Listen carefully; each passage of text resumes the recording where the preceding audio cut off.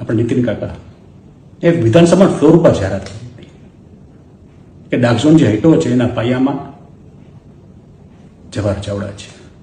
આ વિધાનસભા ફ્લોરમાં કાકાએ કીધું.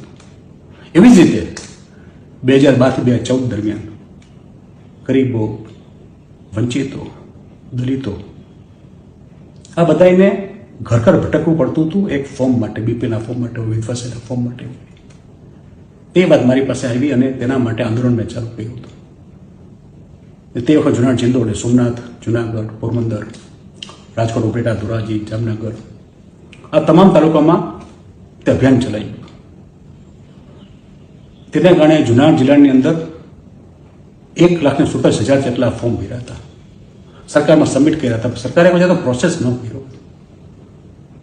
ન કરવાનું કારણ હતું કે તે વખતના મંત્રી શ્રી આનંદીબેન અત્યારે આપણે ગવર્નર છે.